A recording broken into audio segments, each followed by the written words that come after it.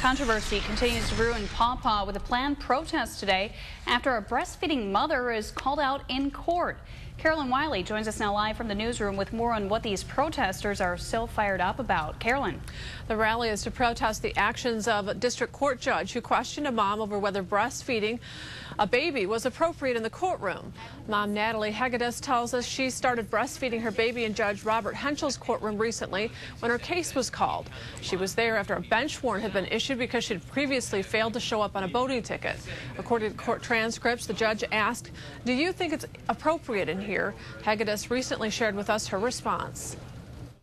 My response was very gauged, and I said, considering the fact that my son is sick and he's hungry and the fact that it's not illegal, I don't find it inappropriate. PETA is also getting involved. It plans to bring a billboard to Paw Paw. The ad shows Mary nursing next to the caption, "If it was good enough for Jesus, the breast is best." PETA wants to place the billboard as close to the courthouse as possible. Now, News Channel 3 hasn't been able to speak directly to the judge, but Chief Judge Paul Homry told us he believes it's inappropriate to come before the court on criminal charges holding a baby. He does not believe Judge Henchel did anything inappropriate. He did not sanction Henchel. He did not raise his voice. He did not find her in contempt. He did not even ask her to leave the courtroom, according to Judge Homry. As for today's protest outside the courthouse, it's planned for 1:30. Organizers expect as many as 50 people. Live in the newsroom, Carolyn Wiley, News Channel 3. Thank you, Carolyn. Millions are expected to hit the internet today to snag deals on this Cyber Monday. Today marks the first official day of the online holiday shopping season. Rough estimates about 123 million Americans expected to surf the internet looking for a good deal. The National Retail Federation says 87% of shoppers will shop from the comfort of their own homes. Meanwhile, the number of people who plan to shop from work is expected to be up by 4% this year. Many retailers are planning to offer special deals during lunchtime to cater to those office-based shoppers. Some experts are already predicting today could be bigger than Cyber Monday last year and even Black Friday this year.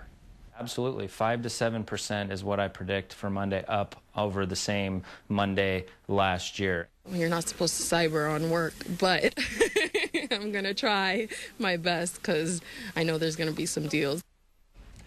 Sales on this Cyber Monday are also expected to top more than $1 billion. If you want to get a scoop on these deals, there's plenty of places to find them, like cybermonday.com and mycybermondaydeals.org. For a link to those sites, just head to our website, wwmt.com. Cyber Monday follows a record-breaking Thanksgiving weekend. More than 200 million shoppers visited stores and websites, spending a record $52.4 billion. On Black Friday alone, shoppers spent $11.4 billion at stores and malls. That's up $1 billion from last year, a 7% jump.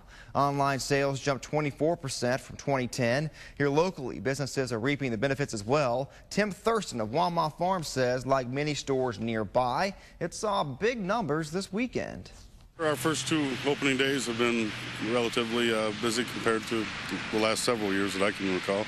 We had a great sale this year. It was wonderful. We were very busy all day long. I really couldn't compare this year to last year, but I know this year's been really great. Shop Local Saturday could have been a big part of the cash raked in over the weekend. It was a national campaign to get shoppers to go out and buy from local stores and businesses. If you just take a portion of your spending this holiday season and you spend it locally to support your community, you're going to see a big difference in having those community people stick around. Local business owners we talked to say just shifting 10% of your spending to them would create 16,000 jobs and mean $140 million in new economic impact in West Michigan. Numbers have not been released just yet to see just how successful the campaign was, but prior to Saturday, nearly 89 million people said they planned to participate. West Michigan mourns the loss this week of a retail icon. Fred Meyer passed away at Spectrum Health in Grand Rapids. The billionaire philanthropist and retail pioneer suffered a stroke at his home. He was 91 years old. Meyer started the Super Center store in the 1960s. By 2009, there were 180 of the giant stores throughout Michigan, Illinois, Indiana, Ohio, and Kentucky. The Frederick Meyer Gardens and Sculpture Park in Grand Rapids opened in April of 1995. All around around West Michigan. Those who knew him best are remembering his legacy. Folks at the Kent County Country Club say things will never be the same there. The Meyer family are longtime members there. Manager Dave Calhoun has known Fred Meyer for more than 20 years. Calhoun says his grandparents would go to Saturday night dances with Meyer's parents in Greenville, Michigan. Server Ann Redder says she had the honor of waiting on the Meyer family just the day before for Thanksgiving dinner. Mr. Meyer was very outgoing. He had a lot of jokes to tell. The family seemed very involved. Mr. Meyer told me that he would do coat checks at the dances, and when my grandparents and his parents would go, and he would fall asleep on top of the coats.